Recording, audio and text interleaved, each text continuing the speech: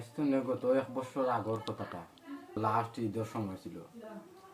তখন সময় তুই আসলে ঢাকা দিচ্ছ তুই, আর আর সময় আমি জ্ঞানছিলাম অত তোর টাকা দিয়ে আইসো তুই তোর ফাঁকানি যাইয়া বাদর দিন তো অসুস্থ করে গেলে। যাই হোক, তোর কত টাকা লোক আনছিলে আর কত টাকা আনছিলে না আমি জানতাম না। যাই হোক, অসুস্থ হওয়ার পরে আমি যে তোর আমার সাধ্য আছে, আমি মনে করো টেকামকেও চাইছি না, কিচ্ছুমকেও চাইছি না, না চাইয়া তোর চিকিৎসা ইচ্ছা মতন আমি করছি, কোনো আমি ত্রুটি রাখছি না। তখন যে খোঁজ তোর অত টাকা লই আইছে আর অত টাকা আনছত না, আমার টাকা কোনো খরচ হয়েছে। আসলে তখন আমি তোর পেট দেওয়ার মতন নাই, কারণ কোনো টাকা খরচ হয়েছে তুই জানোস, আর কোনো কত আনছিলে কত টাকা তুই লই আইছি এটা তুই ভালো করে জানোস, আমি জানি না। তোর পেটের টাকা এখন তুই খরচ আমার কাছে দিয়ে খরচ করছো, এটা আসলেও মান্য নেওয়ার মতন নাই।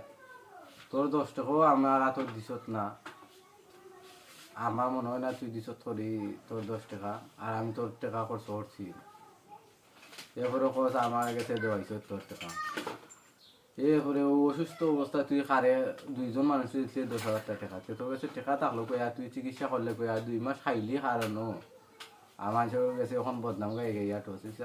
এই জিনিসটা তো আসলে সুন্দর মানায় না, কিরকম লাগে না? তুই রাত ঘুমার সময় একবার চিন্তা করিয়া দেখি, মরি যাওয়ার চিন্তাধারা আছিল। এরপরে যাই হোক, নিজের পরিশ্রমে এরপর পেরেশান নিয়ে দৌড়াদৌড়ি করিয়া যাই হোক এখন মিলাই দিয়া আল্লাহ তো সুস্থতা দান করছে না, তুই এতদিন বাঁচার কথা নাই। আর এখন তোর টাকা পয়সা হয়েছে ওটা এখন তুই মানুষ করে আস না, আর উল্টা পাল্টা মাতস বুঝছত নি। এটা বেশি দিন থাকতো নাই, মানে বেশি অহংকার বালা নাই, অহংকার হলে পতনের মূল, অতটুকুই কইলাম। তার বালা থাক, আর এমনি মাত্রে না ইয়ে করতে না, সমস্যা নাই, কিন্তু শরীরের সাথে বদনাম আর দুর্বলতা দেখাইস না, আপনারা মানুষের দুর্বলতা লইয়া আসবো।